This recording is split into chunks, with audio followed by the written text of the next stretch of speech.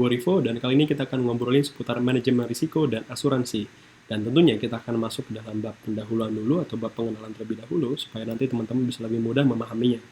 Dan barangkali teman-teman suka dengan konten ini atau pengen tahu lebih lanjut, pengen belajar lebih lanjut tentang manajemen risiko, asuransi, atau hal sejenisnya, nanti kita coba buatkan serial yang kita akan menyebutnya dengan insurance talk gitu. Yang kita akan ngobrolin seputar asuransi di dalam sini.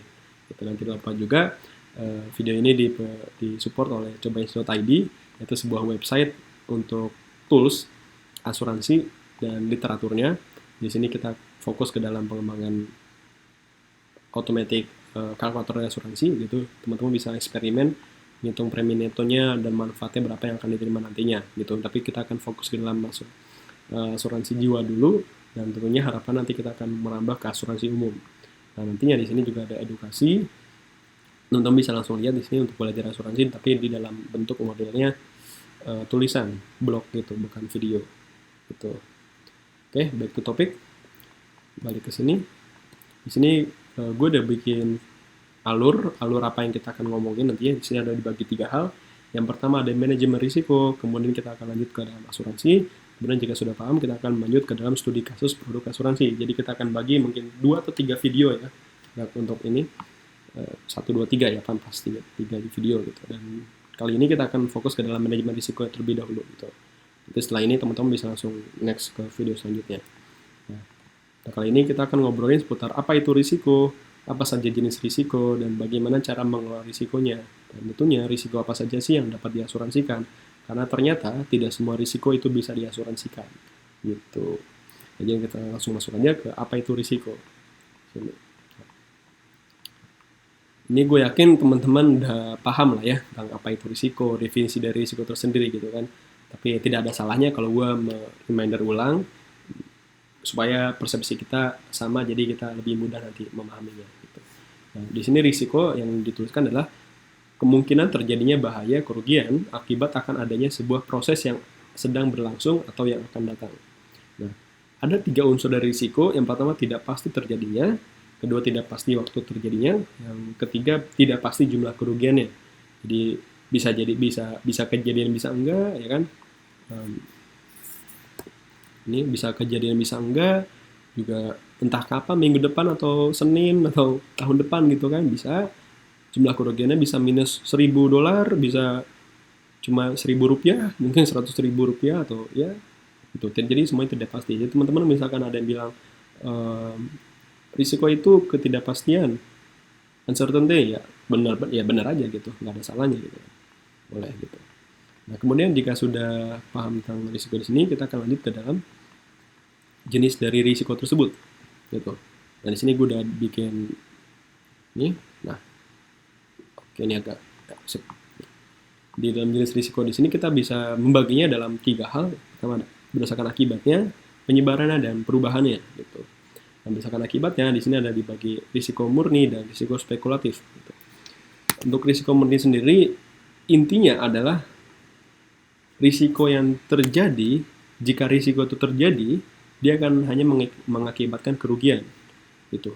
Jadi tidak ada keuntungan di dalam hal ini. Jika misalkan kita bikin ini hanya minus, semuanya menderita istilah gitu kan. Nah, tapi kalau misalkan risiko spekulatif itu bisa untung, bisa juga rugi gitu. Nah, ini biasanya ada di kasino, judi kayak gitu. Kalau ini biasanya kecelakaan motor, rumah kebakaran, kepleset, pulpen hilang, dan sebagainya gitu. Nah, kemudian kita lanjut ke berdasarkan penyebarannya. Untuk berdasarkan penyebarannya ada parsial dan juga ada fundamental. Untuk parsial sendiri yang intinya adalah risiko tersebut terjadinya hanya segelintir, bisa saja hanya segelintir orang yang merasakannya, atau tidak harus melulu kena semuanya gitu. Misalkan ada satu rumah gitu, satu lahan ini, dan tidak semuanya angus, rugi, ladang ini nih, tidak semuanya, tapi hanya sebagian saja gitu.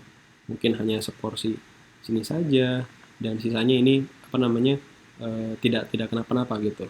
Sedangkan risiko fundamental intinya adalah semuanya ini risiko yang besar gitu, hampir semuanya merasakannya gitu. Salah satu contohnya gempa bumi, rumah kebakaran itu kan, rumah kebakaran kan hampir setiap orang pasti memiliki risikonya gitu. Nah, solusinya di sini ada berdasarkan perubahannya.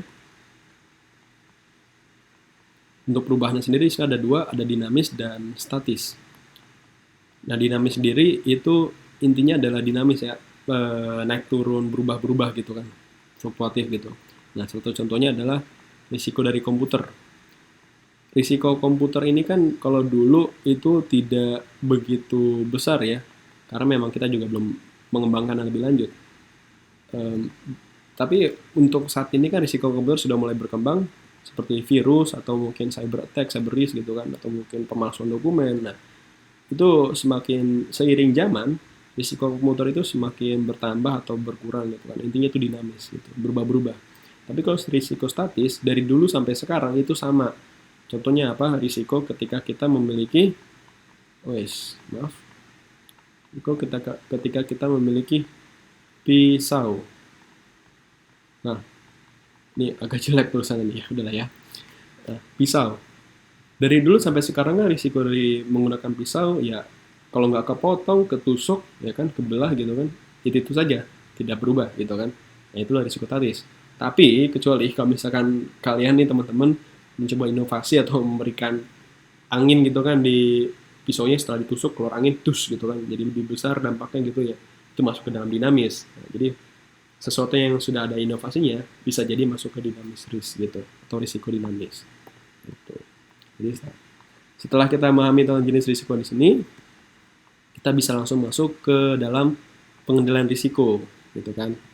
Nah, sebenarnya sebelum dari sini kita juga harus mengenal, maaf, sebenarnya sebelum masuk ke dalam tahap ini, teman-teman juga harus mengenal risiko apa sih, selera dari risiko yang teman-teman mau gitu kan.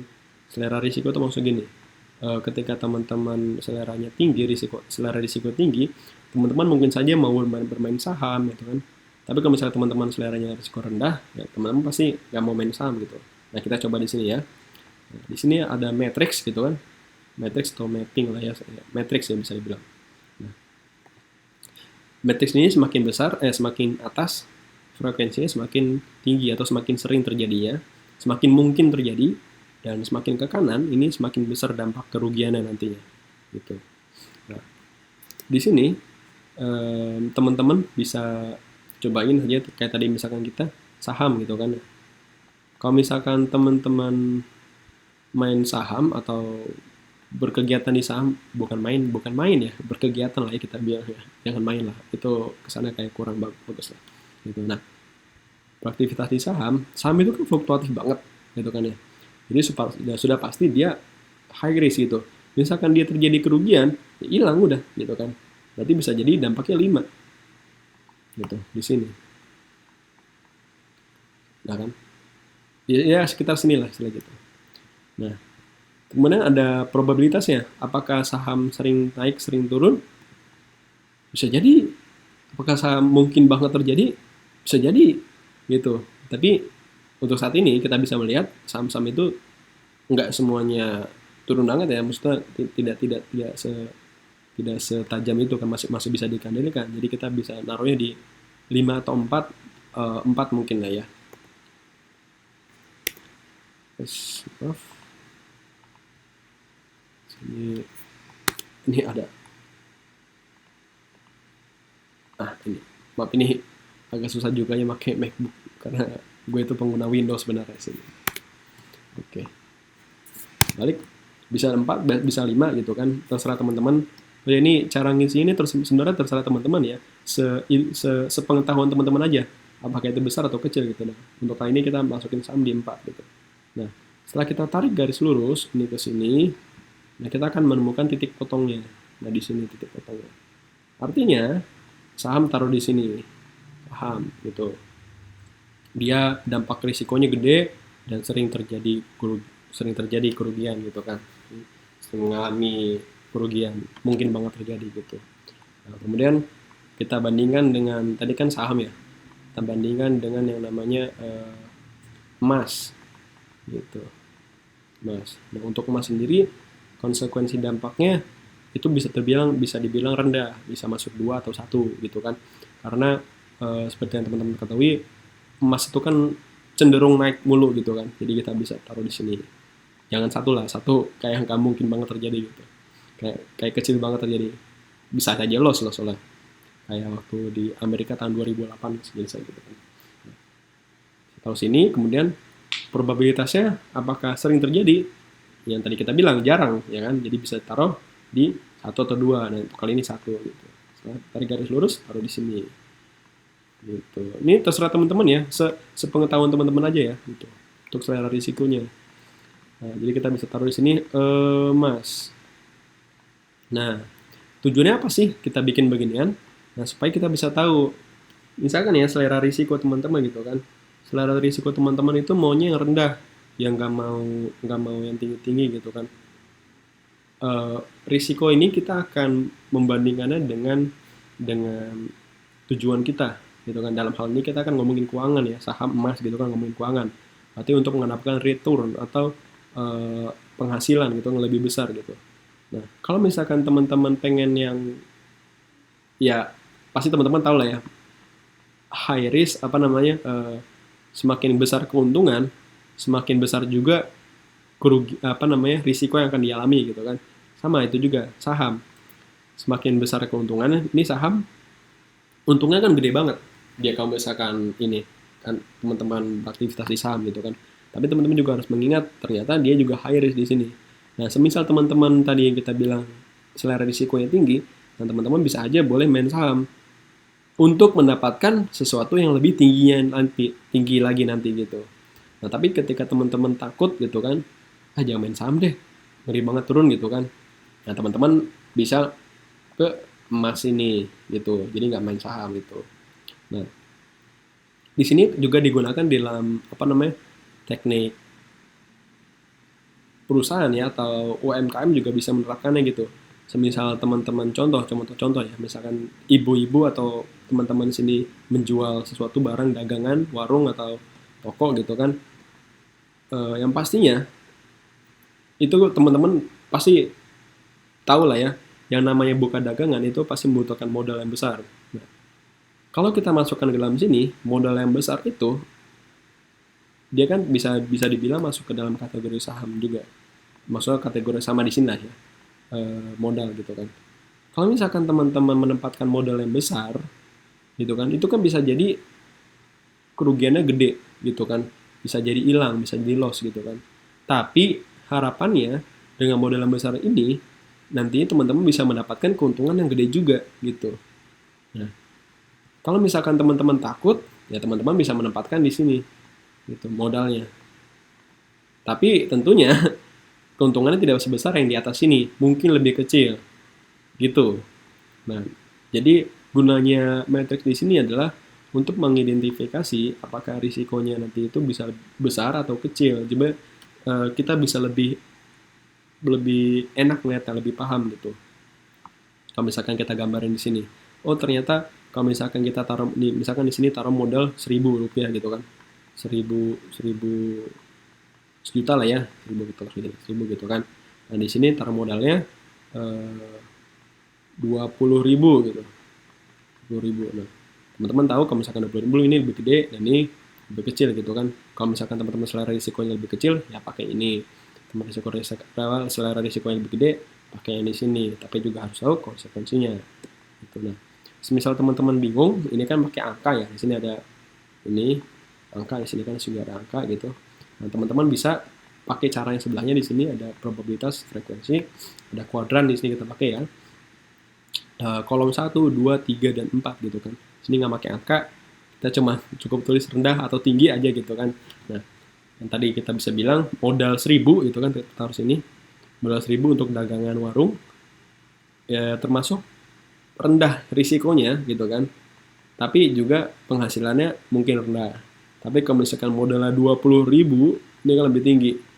Nah, ini bisa jadi uangnya nggak balik gitu kan. Yang kita bisa menaruh sini. Nah, kemudian dari sini sama aja kayak tadi, teman-teman bisa pilih aja lebih suka yang mana, istilah gitu depannya. Nah, kalau teman-teman sudah memahami risikonya dan sudah mengetahui selera risikonya, teman-teman bisa langsung masuk ke tahap selanjutnya, yaitu pengelolaannya. Bagaimana? Nah, di sini di manajemen risiko sendiri kita memiliki 2, 3, 4 cara untuk mengelola risiko. Boleh pilih salah satu, boleh pilih semuanya. Tidak ada apa namanya?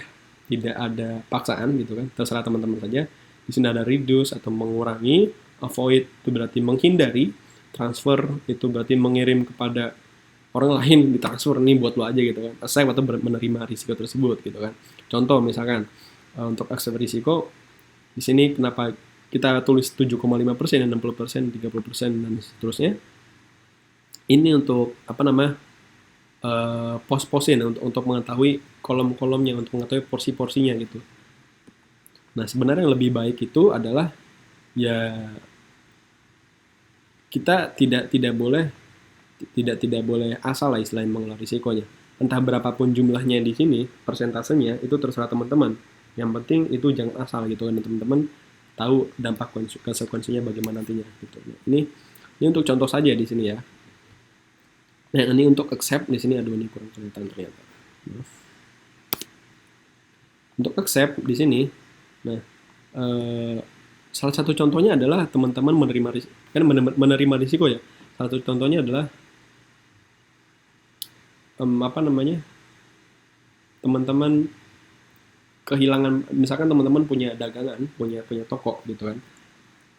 Menerima risiko yaitu salah satu risikonya ya kehilangan pelanggan diambil sebelah gitu kan, di lapak sebelah gitu kan, kehilangan pelanggan. Teman-teman ya udah deh nggak apa-apa gitu kan, satu dua orang mah nggak masalah gitu kan, nanti juga datang lagi kan, bisa jadi gitu.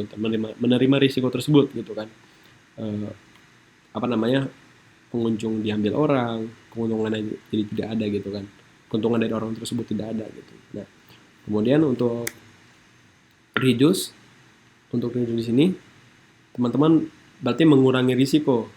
Nah, salah satu mengurangi risiko adalah risiko dari mungkin risiko kebakaran gitu. Teman-teman punya toko, nah, risiko kebakaran di sini kan nanti mengakibatkan kerugian yang lumayan besar kan. Nah, untuk mengurangi dari risiko tersebut, teman-teman bisa menaruh apa namanya, mencegahnya terlebih dahulu ya kan. Seperti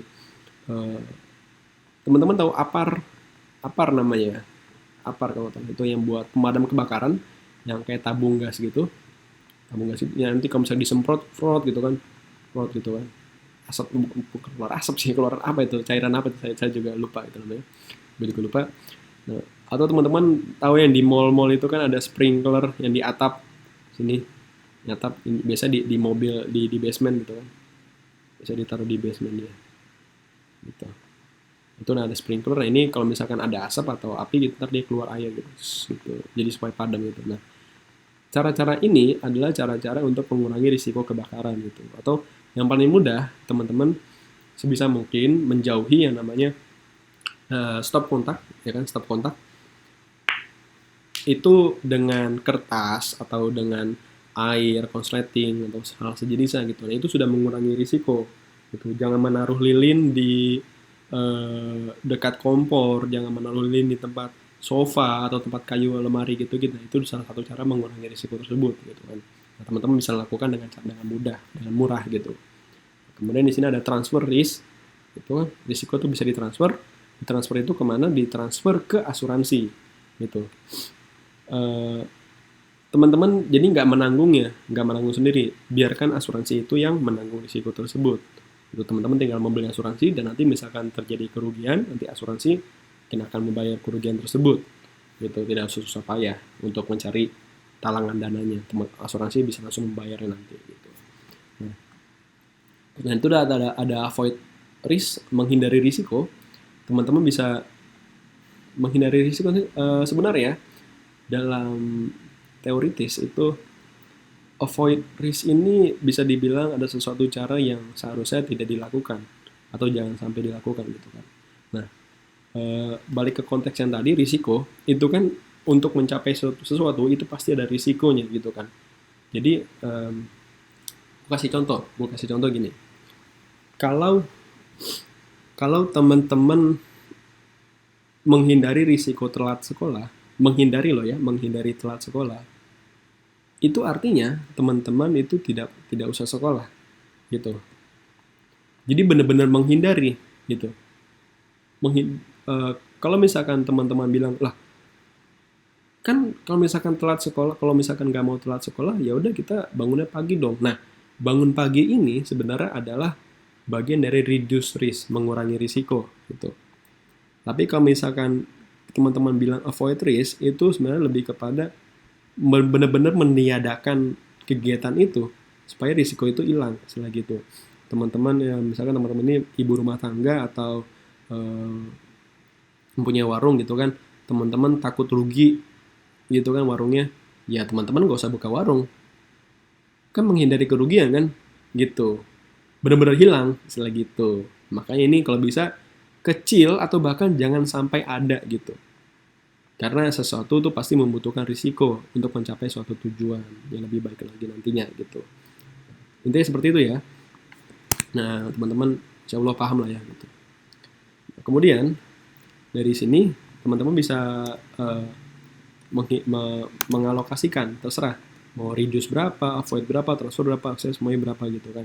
Nah, ini semuanya nantinya akan berguna untuk mengelola risiko tersebut, supaya nanti risikonya entah kalau terjadi dampaknya jadi tidak terlalu besar, atau mungkin tidak jadi terjadi gitu kan, nggak sering kejadian kebakaran gitu kan. Sebelumnya sering kebakaran di daerah mungkin Tangerang atau Bekasi gitu kan, jadi jarang kebakaran gitu, bisa jadi gitu. Salah satu contohnya di sini kan tadi ada reduce dan transfer gitu kan.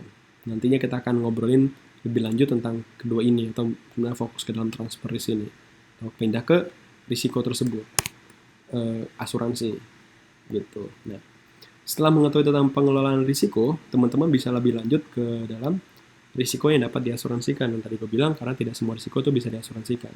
Di sini ada pure risk, ada risiko murni. Tadi kita bilang di sini ada pure risk kan. Nah, pure di sini. Pure di sini kan intinya adalah semua risiko itu yang terjadi bakal mengakibatkan kerugian, tidak ada keuntungan sama sekali. Nah, itu salah satu syarat adalah itu ya. Risiko itu harus mengakibatkan kerugian. Itu nggak boleh enggak. Jadi kalau misalkan judi atau kasino itu sebenarnya tidak bisa diasuransikan, sulit. Nah, tapi kalau misalkan teman-teman bilang saham gitu kan, reksadana, saham gitu, keuangan obligasi gitu-gitu, itu bisa diasuransikan nggak gitu kan? Nah, di luar negeri itu katanya sudah ada yang asuransikan, tapi gue belum tahu pasti siapa dan bagaimana cara mainnya gitu kan. Karena itu terbilang sebenarnya melanggar dari prinsip ini sih, risiko yang dapat diasuransikan gitu. Tapi ya kalau mereka yang di sana bisa mengatasinya, kenapa enggak istilah gitu kan. Tapi yang di Indonesia kita melakukan ini risiko murni, hanya kerugian saja yang bisa diasuransikan. Nah, kedua, dampaknya bersifat finansial gitu, bisa diuangkan lah istilah gitu. Kalau misal rugi bisa diuangkan.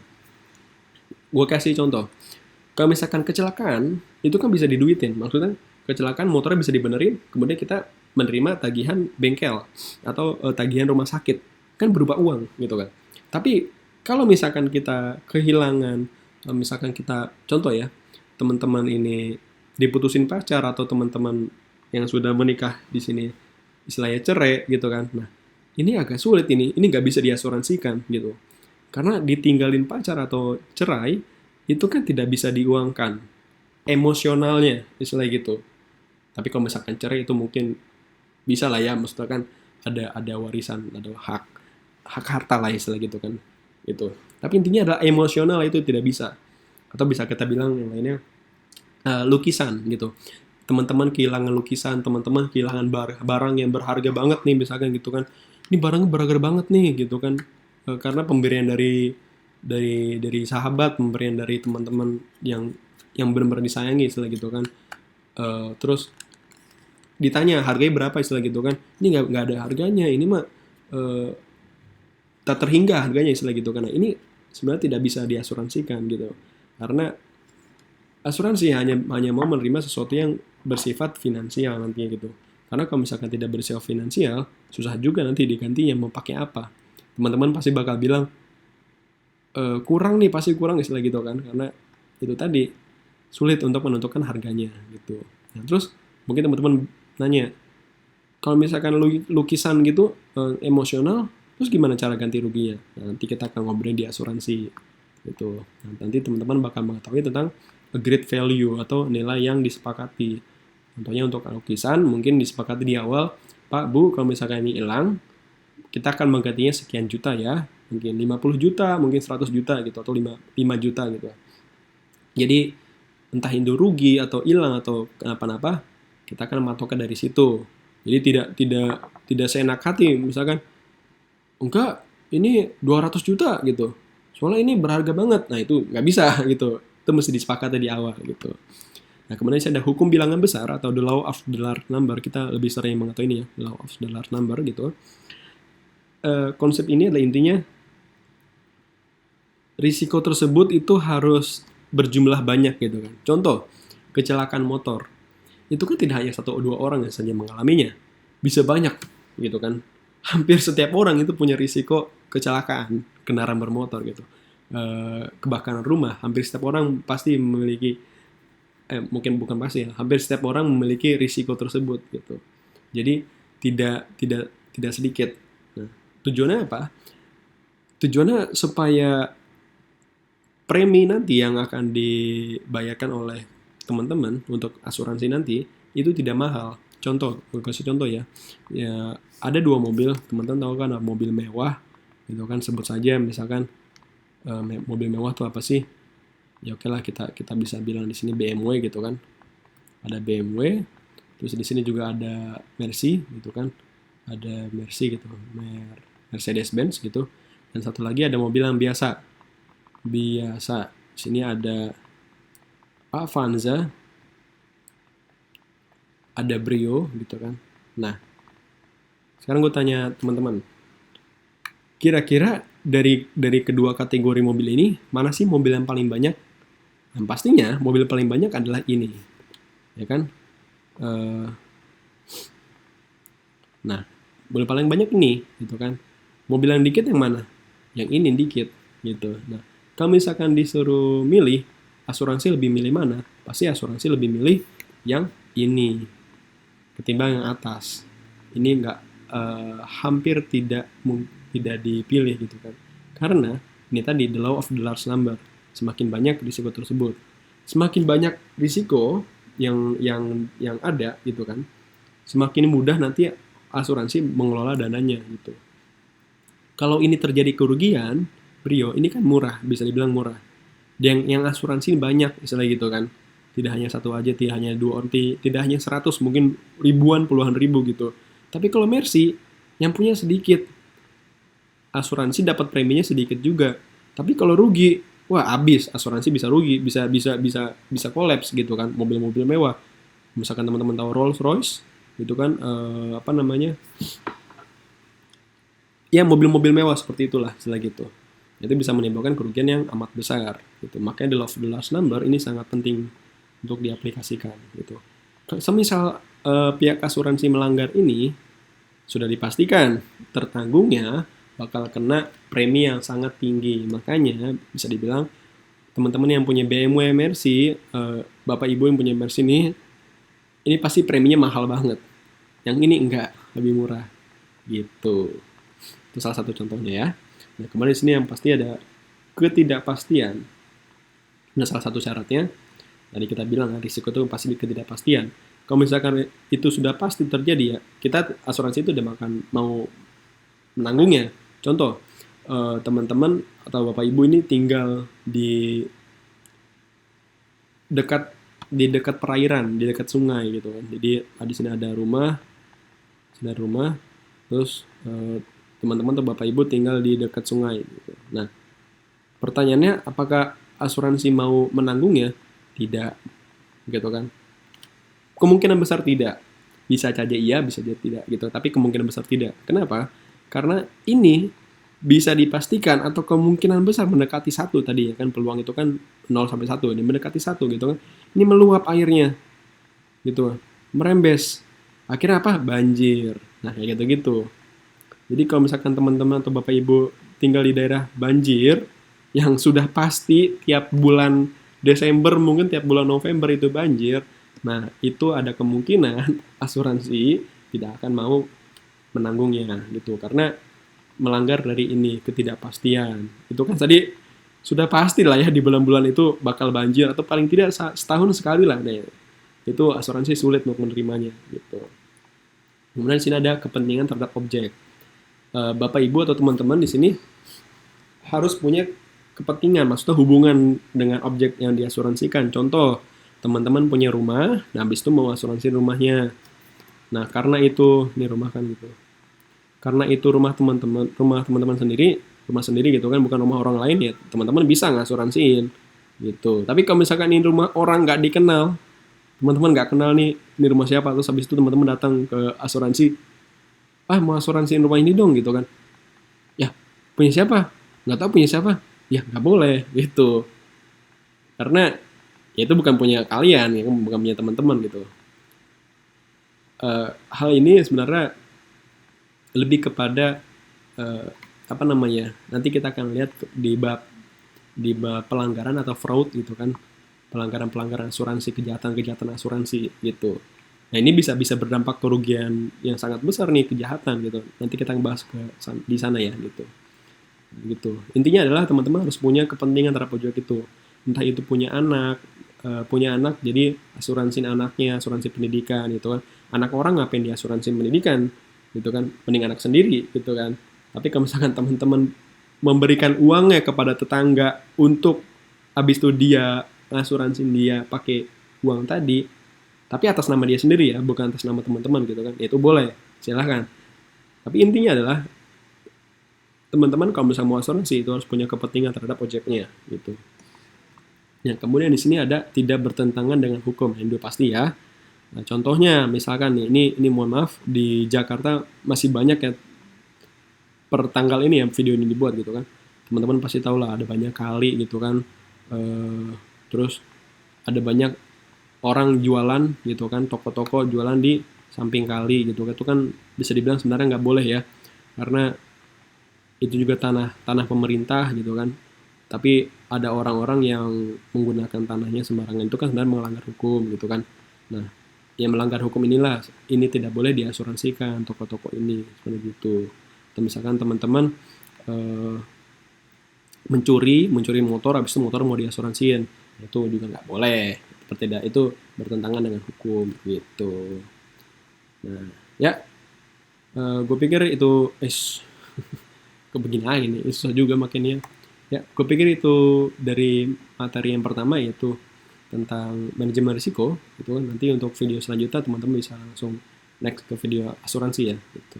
Dan gue pengen ngingetin juga teman-teman bahwa ada pepatah mengatakan ada banyak jalan menuju Roma ya. Jadi tidak hanya satu jalan, bisa 2 jalan, bisa 3 jalan, bisa 1000 jalan, bisa puluhan juta jalan gitu kan. Nah, hal ini mengartikan bahwa kalau misalkan teman-teman tahu, dapat pengetahuan atau tahu dari tempat lain, bukan dari sini ya, dan itu berbeda dan ternyata itu bisa lebih efektif, lebih efisien, ya kenapa enggak, gunakan saja gitu. Dan bukan berarti yang ada di sini itu salah, dan begitu juga sebaliknya, bukan berarti yang teman-teman tahu itu salah gitu. Semuanya bisa dipakai dan mencapai tujuan yang sama, ya kenapa enggak, istilah gitu kan. Oke, itu saja dari gue, teman-teman bisa langsung next. Dah.